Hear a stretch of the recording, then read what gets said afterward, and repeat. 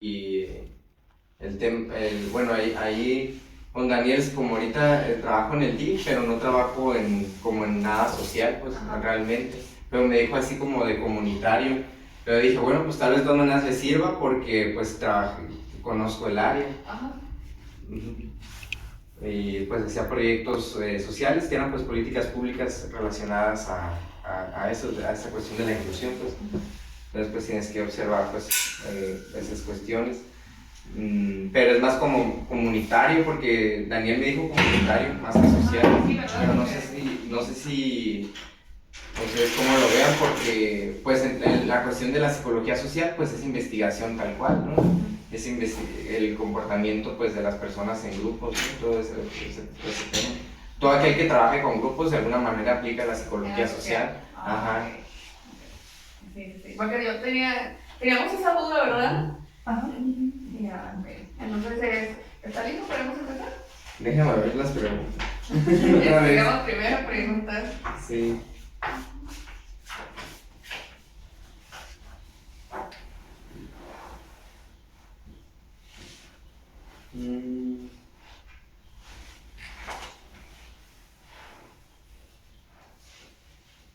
Aquí sí la revisé, pero pues la tengo que revisar.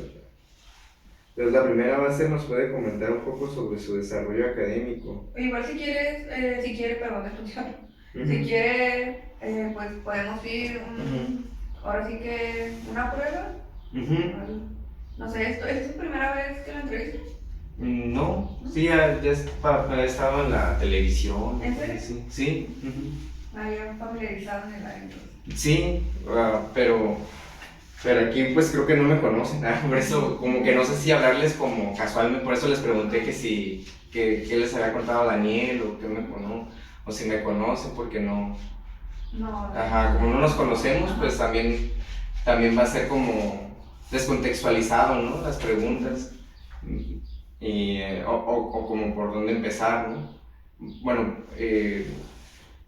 yo me gradué en el 2013, tengo 32 años, salí de la UABC, de hecho soy de la misma generación que Daniel, hemos sido compañeros desde el principio.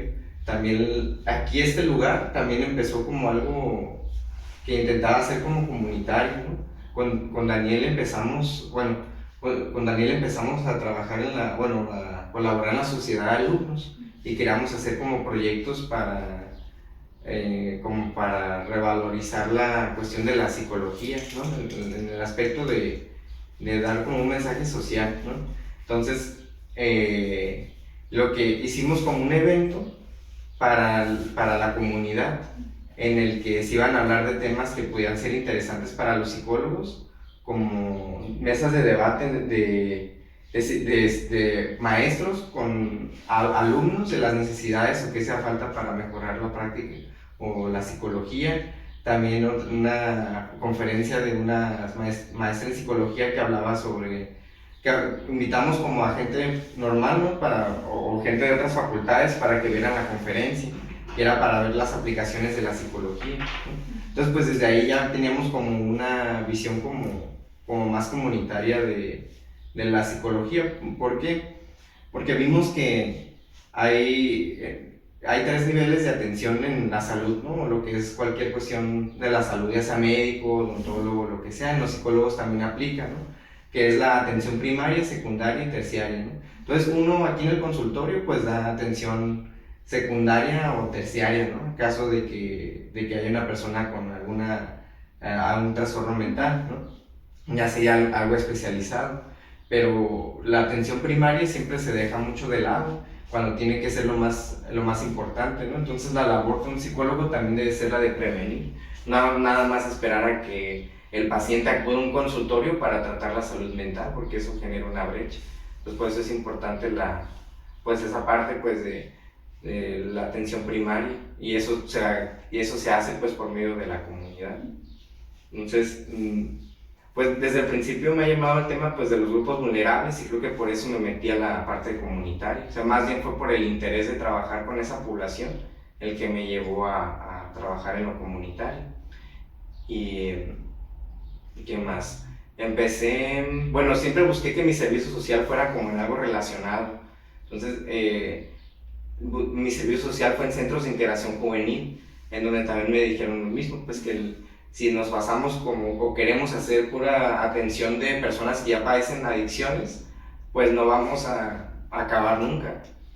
No, lo que nos conviene es hacer prevención en escuelas, en personas que pudieran tener ciertos rasgos vulnerables, ¿no? Como por ejemplo en casas hogar, bueno, en escuelas, pero no en escuelas donde haya baja incidencia de adicción, o en barrios donde haya baja incidencia de adicciones, sino en las colonias más vulnerables, que es a donde nos metíamos, en centros de integración juvenil. Entonces desde ahí también se fue formando como esta visión pues comunitaria de trabajar, ¿no? Y también desde el punto de vista personal, también me sirvió mucho para hablar en público y hablar a diferentes públicos, ¿no? Mejorar las habilidades de comunicación y trabajar como en ese aspecto, ¿no? Después me llamaron la atención los grupos de migrantes, y fue lo que me llevó a que cuando ya tenía como una maestría en psicoterapia, el que una compañera de la maestría me dijera, pues has trabajado como con grupos vulnerables, ¿no? Y ahorita pues entré al gobierno y vente, ¿no? Entonces desde ahí empecé a crecer y tener más relevancia y aportar más ideas conforme a los proyectos que se requerían, ¿no? De alguna manera se pudieron materializar algunas cosas que se plasmaron ahí cuando empezó ese gobierno del estado. Y pues actualmente en el DIF no es algo como que venga de lo que, o sea, ya no es tanto yo como una persona creativa, sino pues más bien estoy participando, pero los que están dirigiendo como el proyecto son de España, ¿no? Es para una casa hogar, bueno, no es casa hogar, pues se podría llamar como un albergue nuevo de migrantes que va a abrir en el centro. Entonces pues lo están como, se está creando, ahorita se están recibiendo a los niños en la garita, niños y adolescentes en la garita, y lo que se va a hacer o lo que va a hacer adelante pues es un proyecto para generarles pues una vida independiente a aquellos que no se puedan reintegrar con sus familiares. Pero eso no es como que, eso yo no puedo decir que es mi proyecto porque no fue mi idea. Dentro de los que a lo mejor eran mis proyectos, el principal fue uno para atender a personas en situación de calle, ¿no? Entonces, lo primero que hicimos fue hacer un diagnóstico, fue hacer una entrevista, ¿no? Entonces yo elaboré junto con otros compañeros una entrevista para ver las necesidades o factores que llevan a esas personas pues a estar en situación de calle. Y pues la hipótesis que yo tenía por cuál era mi interés era porque yo tenía la idea de que podían tener alguna situación de salud mental las personas. O sea, que más que una cuestión económica era eso. Y resultó que sí, de las 1100 y algo entrevistas que se hicieron a personas en situación de calle, resultó que ese era el principal motivo, pues de que no le encontraban sentido a sus vidas o no tenían una red de apoyo, o sea, cuestiones que podemos observar en otras personas que tienen depresión, ¿no? De que se aíslan, de que tienen muy poco autocuidado, a pesar de poder tener los recursos, porque muchos de ellos ganaban 400 pesos diarios o tenían un ingreso bastante bueno, y pues los cuales pues algunos se los gastaban en cuestiones de adicciones o pues nada más tirar a perder el dinero de cualquier otra manera, o que les robaban, o que la policía se los quitaba después, pero era como una dependencia hacia estar ahí también, porque pues no, sentían que no merecían algo más, y aparte pues estar aislados, no tener familia, o decir, oh, pues ¿para qué me estabilizo si voy a estar solo en la calle, en mi casa? O sea, si yo tengo un hogar, voy a estar solo, y aquí no me siento solo porque hay otras personas igual que yo. Entonces ese era como ese fue el motivo que se descubrió ahí. Hacer las entrevistas también fue un reto porque creo que no se ha vuelto a hacer. De hecho salió en las noticias eso que se hizo porque nunca se les había hecho una entrevista, bueno, encuestas a lo mejor sí, pero una entrevista así tal cual, o sea, hablar con las personas, nunca antes se había logrado.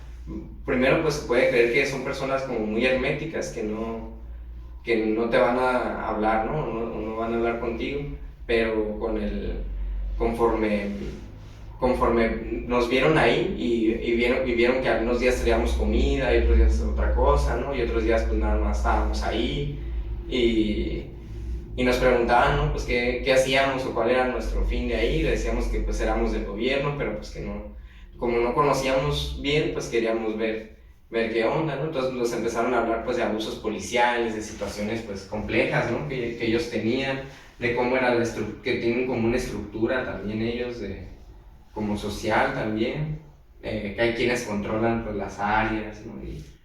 Y a partir de ahí ya pudimos realizar ahora sí tal cual la aplicación del instrumento, que nos llevó como una semana completa, y ahí se pudieron entrevistar a las 1000 personas, 1000 y algo personas, ¿no?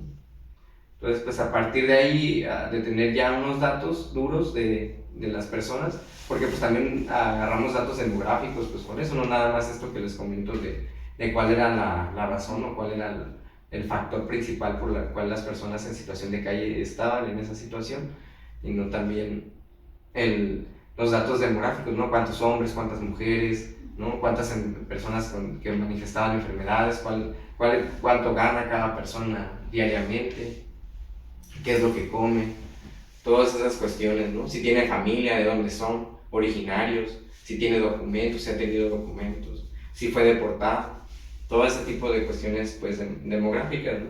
Para establecer programas, ¿no? Sí se establecieron algunos programas, se pensaba hacer una especie de centro de reinserción para la sociedad de ellos, pero pues era como algo irrealista hacerlo en el tiempo en el que, como ese fue un gobierno corto del estado, no me va a alcanzar el tiempo, pero sí se planteó como hacer el edificio y plantearle el proyecto al gobierno que está ahorita actualmente, pero pues al final utilizaron otra cosa que también es un beneficio para la sociedad, pero es diferente, ¿no? No sé si conocen por el área de latinos, el Infonavit Latinos, por el Reforma.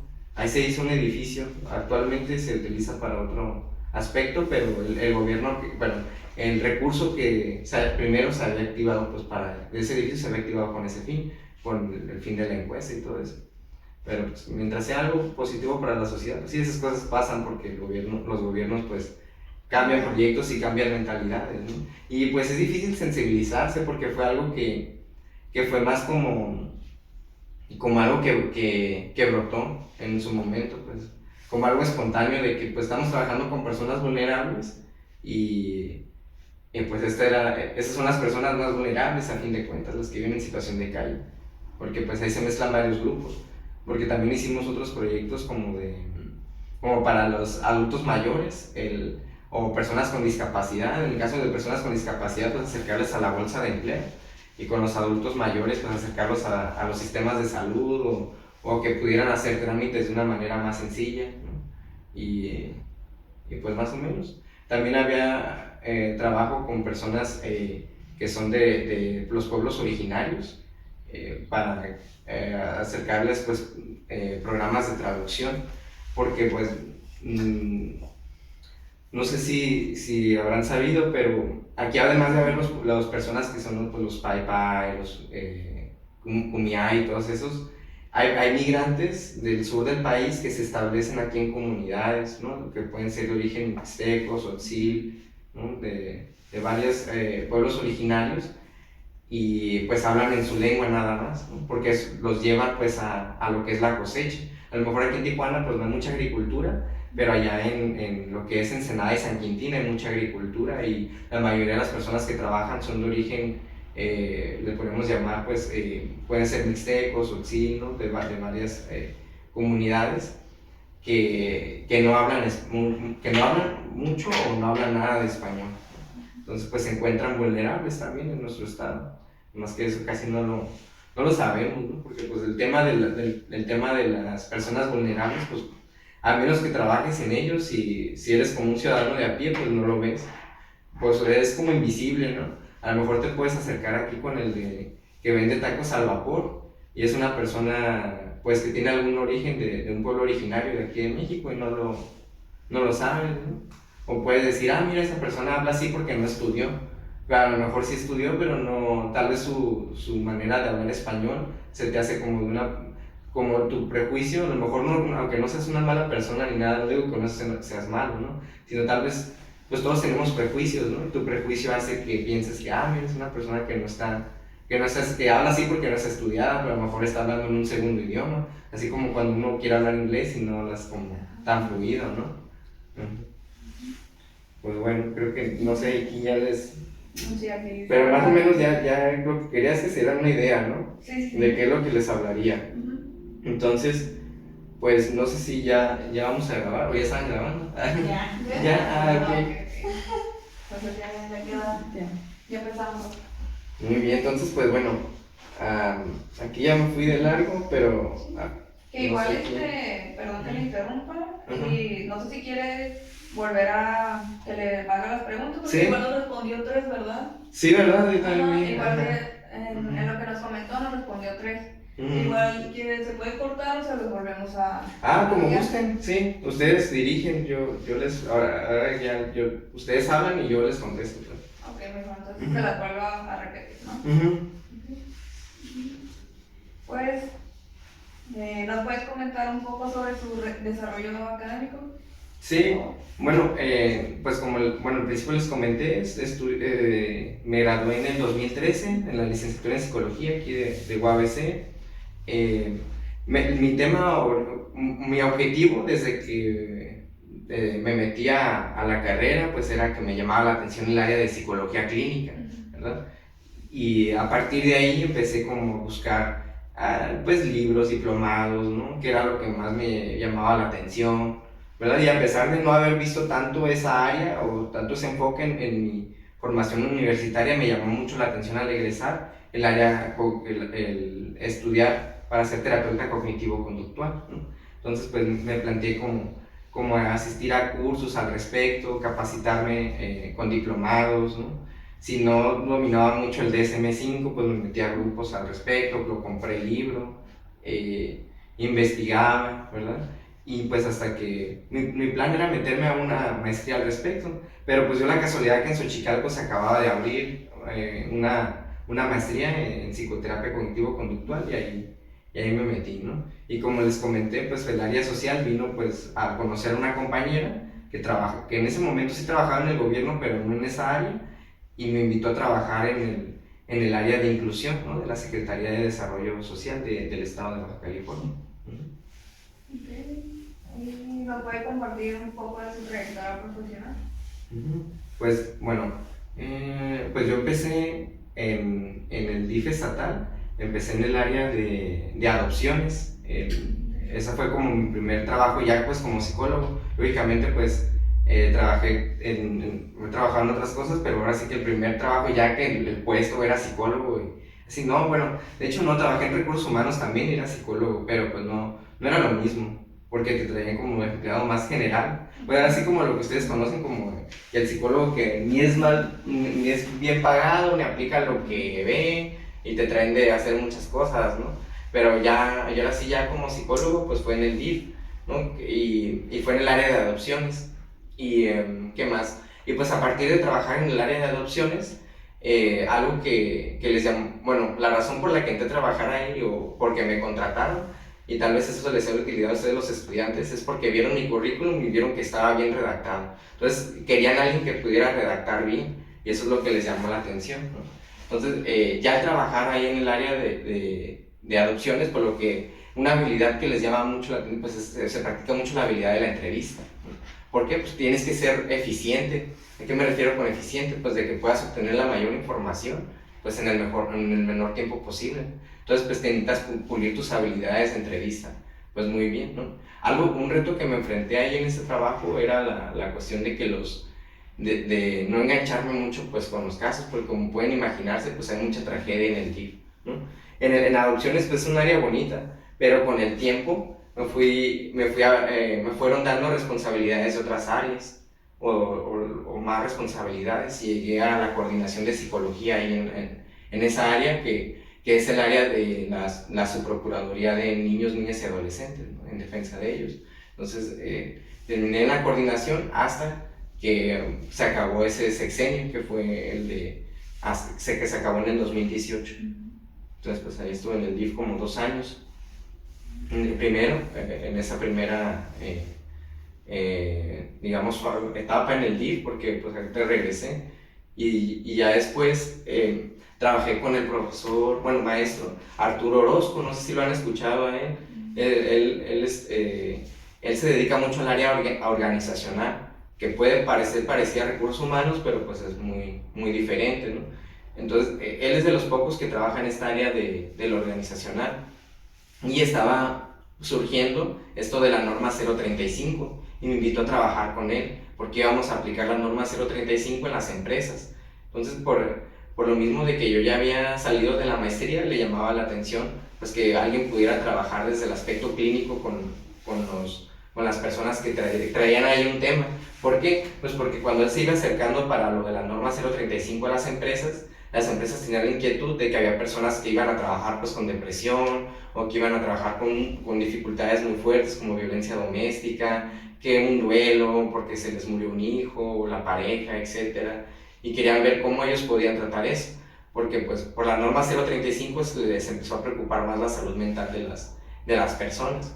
Y ahí fue cuando entre los dos pues hicimos como una manera de trabajar con ellos, que era hacer las asesorías psicológicas. ¿Por qué? Porque el maestro tenía la idea de que pues si nosotros pudiéramos hacer de alguna manera una asesoría psicológica, pudiéramos abarcar más población, y no llevarlos a un consultorio a que se trataran de manera normal. Entonces yo le comenté que había una guía que se llama la MHGAP, que es de la OMS. Esa guía es para evitar como las brechas en la salud mental. Es una manera de hacer una intervención psicosocial con las personas, que no es una terapia, pero es una manera o es una metodología para que la persona hable de su situación y se pueda hacer como un prediagnóstico de la situación, ¿no? De qué era lo que le puedes, y hacer recomendaciones. Bueno, primero pues hacer como la parte de la escucha con la persona, de escuchar a la persona y saber cuál es el problema o cuál es la situación.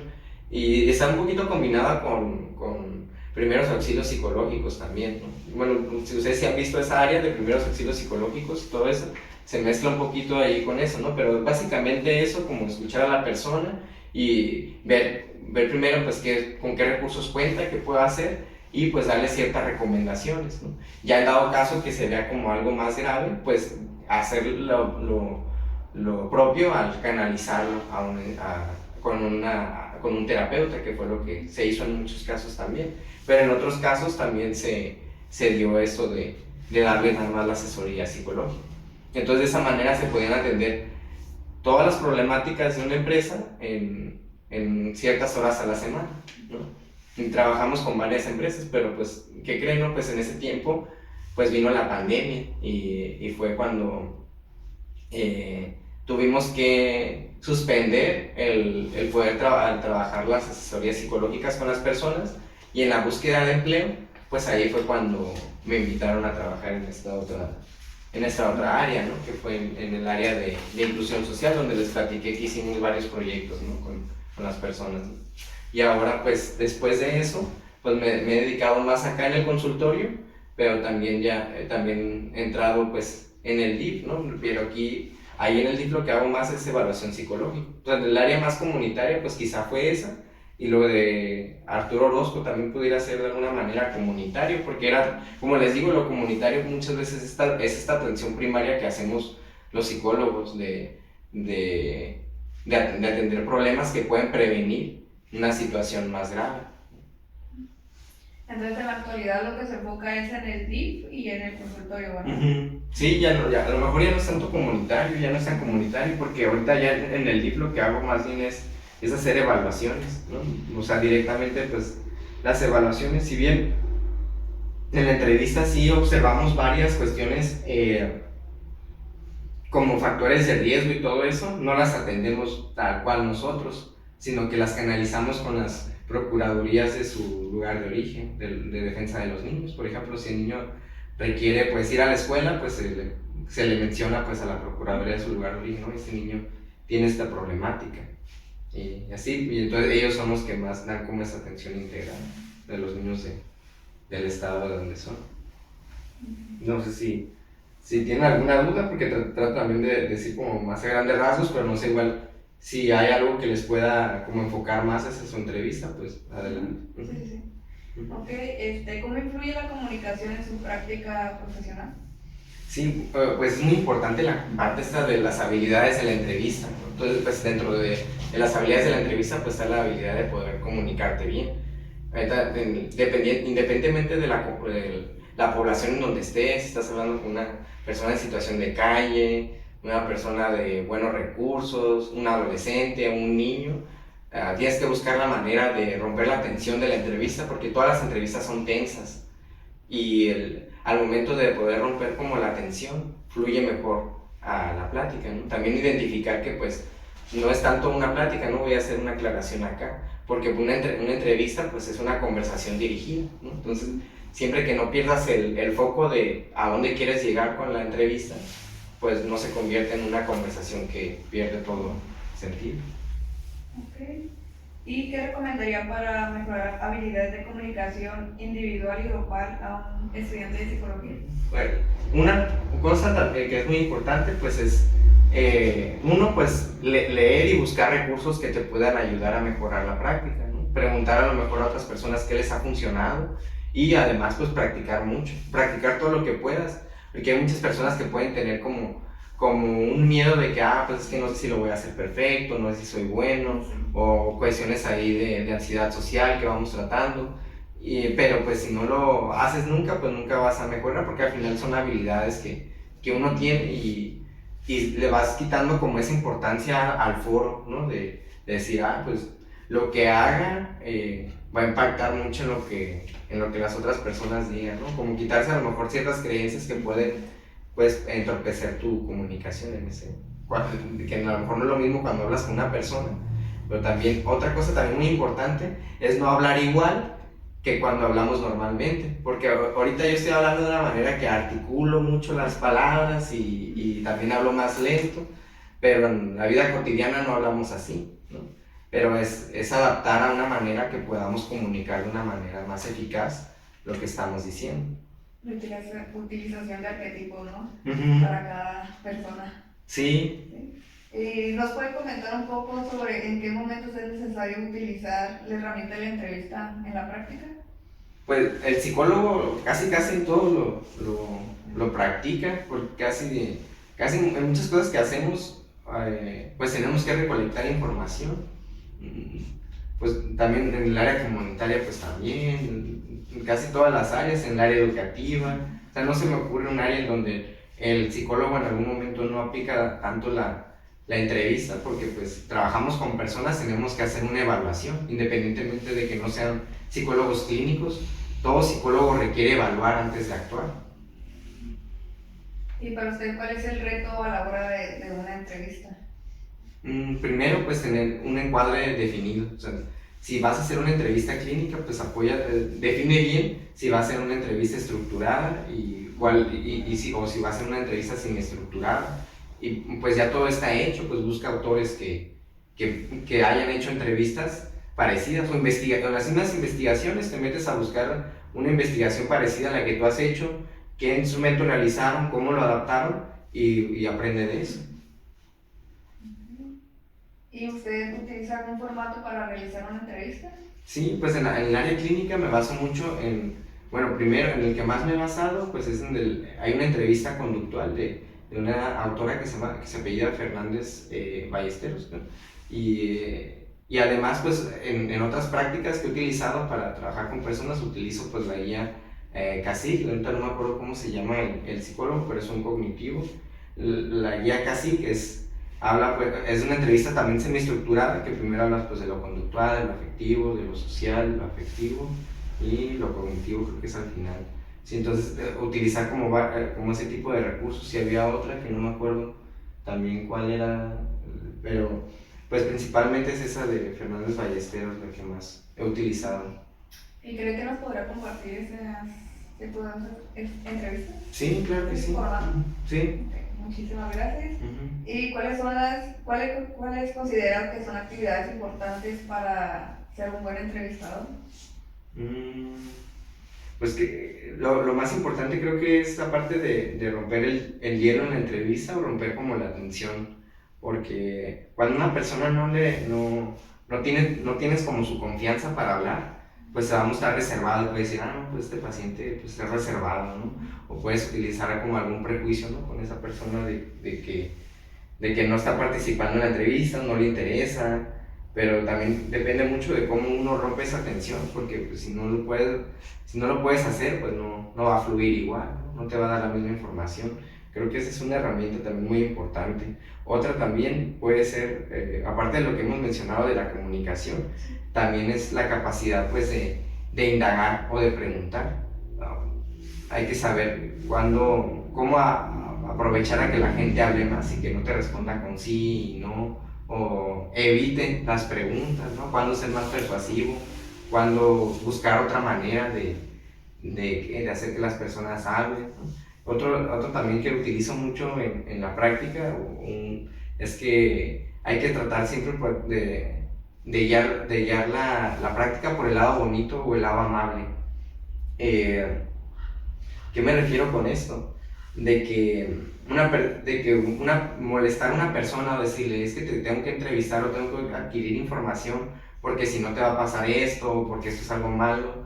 O sea, creo que no funciona verlo por el lado así, ¿no? O sea, como por el lado molesto. Y a lo mejor ustedes pueden decir, pues es obvio que no, pero en la práctica a lo mejor se sorprenderían que hay mucho colega que sí llega a utilizar estos medios para recolectar información. Pero creo que la información al final de cuentas no es fidedigna. Lo más fidedigno es irte siempre por el lado amable. Y si no, pues o sea, al final también uno como psicólogo tienes que darte cuenta hasta qué punto puedes llegar a todo lo que haces. Porque si crees que eres como Superman, que tienes que resolver todo, tienes que lograr todo lo que te propones con las personas, pues no, porque las personas son impredecibles, pues son personas. Nunca sabes qué te va a poder tocar. ¿Qué tipo de situaciones podrían llevar a falta de la ética durante la aplicación de una entrevista? A lo mejor, volviendo a ese tema pues, que les comentaba, puede ser ese, que obtengas información no fidedigna por presionar a las personas a contestarte lo que tú quieres, o otra también es de que a lo mejor tu objetivo era descubrir algo, como este que les dije de las personas en situación de calle. O sea, a lo mejor yo quería que a fuerzas mostraran como elementos que tuvieran que ver con la depresión, pues era como, ¿a poco sí? Que al final de cuentas ni yo las aplicaba todas, ¿no? El porcentaje que apliqué fue muy bajo, porque pues no iba a poder yo diseñar el instrumento, diseñar la logística y la aplicación de todas las preguntas. Al final los que fueron eran los que lo aplicaron, fueron personas que se dedicaban a encuestar y los capacitamos para hacer entrevistas. O sea que era diferente hacer una encuesta, hacer una entrevista para que lo pudieran hacer. Y yo nada más por práctica o un nuevo piloto apliqué como unas 10 y ya, o sea, yo no podía manipular los resultados, ¿no? De ninguna manera, pero a lo que iba con esto es que si tú buscas como manipular los resultados, pues al final te topas con pared, ¿no? Esto ya durante la práctica ha sido contestado, pero igual, dice, en su área se puede llevar a cabo entrevistas grupales, si es así, ¿cómo sería eso? Fíjate que existen, sí se puede hacer, pero no es tanto de mi preferencia, porque pues hay muchas ocasiones puedes indagar más con esta intimidad que te da la entrevista, ¿no? Ajá, la entrevista de persona a persona. Así hay entrevistas como focales y todo esto, y cuando trabajas con grupos pues puedes hacer preguntas abiertas, ¿no? a las personas y adquirir información a partir de ahí. Pero creo que si tienes la posibilidad de hacerlo pues persona a persona, pues es mejor. Y por último, ¿qué recomendaría a un estudiante de psicología para su desarrollo personal? Pues una es que investiguen bien qué es lo que hacen, lo que se quieren dedicar. Porque espero que no sea el caso de ustedes, pero hay muchos muchachos que en el primer semestre o primer cuatrimestre comentan que no les gusta leer, ¿no? Y eso es algo que es como muy contradictorio con la práctica de la psicología, ¿no? Y otro tema también que veo muy a menudo, y también espero que no sea su caso, es que querían estudiar medicina y les pareció que psicología era lo más acercado, pero en realidad cada vez la psicología se aleja más de la medicina. Eso era como algo que quizás se pudo haber pensado, se estaba planteando en el siglo pasado, ¿no? Con la cuestión pues del psicoanálisis, ¿no? De ver la salud mental como una parte, como una cuestión hospitalaria 100%, pero ya se está cambiando ese paradigma. Entonces la psicología está como avanzando más como el aprendizaje y el cambio de conductas, y pues no algo como patológico, conducta patológica, conducta no patológica. Ya no está como tanto esa dicotomía de patológico, no patológico, sino que tal vez son no funcional, no funcional, ¿no? Te acerca hacia lo que moralmente tú quieres hacer o no, ¿no? Entonces, pues sí, esta parte pues de investigar bien, pues que hacia dónde va la psicología, qué es lo que se está actuando ahorita, ¿no? Leer mucho, porque pues la psicología a lo mejor es tan amplia que no va a ser imposible que por más buenos que sean sus maestros les puedan dar todos los recursos para desarrollarse. Entonces tienen que tener esta parte, o es mejor que tengan esta parte de no dejar de tener curiosidad y seguirse preguntando pues qué más, ¿no? ¿Qué más? Porque si no nos vamos a quedar muy a medias, ¿no? Pueden decir de que es que en la psicología no hay campo para trabajar, y pues realmente es cierto, pero lo que tenemos es una oportunidad que más bien tenemos que forjarla, ¿no? Como ese espíritu de pioneros, y no tanto como esperar a que ya nos den como que un trabajo. ¿Por qué? Pues porque la salud mental es algo que genera mucho dinero, y no nos genera dinero tanto a los psicólogos. Está chistoso.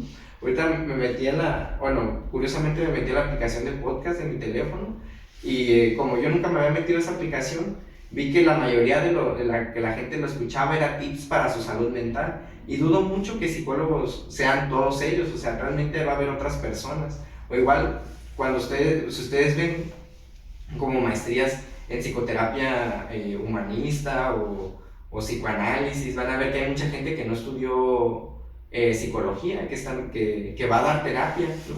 Entonces, alguien más está aprovechando eso que no somos nosotros, la cuestión de la salud mental, o están haciendo dinero con la salud mental, y nosotros podríamos también pues ser más pioneros en ese aspecto y buscar de qué manera podemos generar pues desarrollarnos también. Que igual está mal, ¿no? Porque, o sea, me comentas que con la pura maestría. Sí, está mal, ¿no? Pero pues eso depende pues de que no tenemos ahora sí que una estructura profesional como psicólogos. O sea, salimos y estamos así a lo solo, pues. Entonces, hay otras carreras en donde hubo otros países, ¿no? Donde para que está más estructurado esto de que si eres psicólogo o si eres terapeuta o psicoterapeuta, tienes que tener esas certificaciones, tienes que dar la terapia de este modo, y no puedes nada más inventar. Entonces, mientras no exista eso, pues ¿a quién te quita que eso, no? Si no existe ese requisito, y solamente existe como requisito para aplicar, para decir que eres psicólogo, el tener una cédula. Pero si ustedes ven los nombres de las terapias, no dicen psicoterapia, dicen terapia. No todas son psicoterapias. Entonces, pues también mencioné Gestalt y psicoanálisis, pero también la terapia familiar. También va a haber muchas personas que no son psicólogos. Entonces, pues, es que también nosotros también tenemos la culpa, porque por lo mismo de que a veces no tenemos bien definidos qué es psicología, o no tenemos tan claro, ¿no? Pues vienen otras personas con a lo mejor palabras más sencillas a comunicar cosas que a lo mejor puede ser pseudocientífico, o cosas que no son éticas, ¿no? Pero las dicen más claras que nosotros, ¿no? Porque a lo mejor nosotros no tenemos ni siquiera tan bien definido qué es lo que nosotros estamos haciendo por las personas, o de qué manera la psicología puede ayudar a las personas o a la sociedad, ¿no? A mejorar. ¿Tienes alguna pregunta? No. ¿Alguna otra cosa que nos quisiera aportar? A ver. No, pues creo que ya. Creo que ya también les dije muchas cosas de más. Es información que nos viene muy bien. Sí. Sí. Y no sabe si es, por ejemplo, no sé, si sería la palabra correcta, ilegal hacer psicoterapia sin tener la maestría. Yo creo que es mejor hacer la legislatura al respecto, como buscar la manera, pero para eso necesitamos, primero, que haya un colegio de psicólogos fuerte, o sea, que no sean como 20 personas, estoy exagerando, pero no son muchas, ¿no? Las personas que están colegiadas, y que hubiera un colegio de psicólogos que sí fuera como de muchos, pues, o sea, que no fuera un club, que fuera ahora sí una organización en general, de toda aquella persona que quiera hacer buenas prácticas, y una vez que estemos unidos, pues podemos tener una fuerza pues política en la sociedad, ¿no? Porque no solo la política es ver si gana tal partido, sino la política es reunirnos y promover cambios en la sociedad. ¿Me podría compartir su nombre? Sí, por favor? es Jesús Manuel Ruiz Padilla. Ah, y también di clases. Es que, ¿Sí? ajá, también di clases en la UNEA y en una maestría de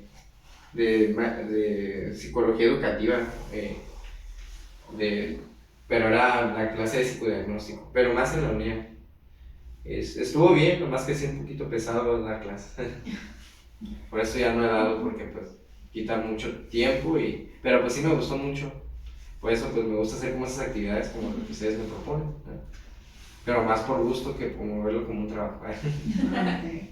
Okay. Muchas gracias. Muchas gracias, de verdad es muy interesante todo lo que nos está platicando y nos va a ayudar mucho en el crecimiento. Ah, qué bueno, me gusta, ojalá. Sí, nos despejó la duda de lo social. Lo social, ajá. Sí. Me estuvimos preguntando mucho y no, social no hay. Sociólogo, organizacional nos decían, pero no.